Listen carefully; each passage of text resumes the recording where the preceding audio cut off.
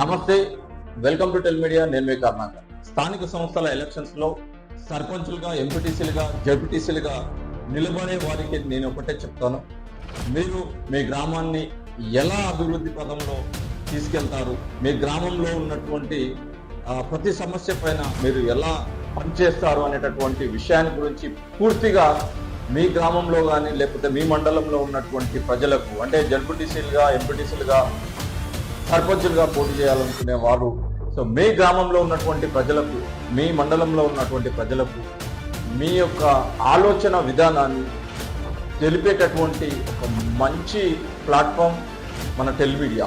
Tell మీడియాలో ఇంటర్వ్యూస్ని నిర్వహిస్తున్నాం.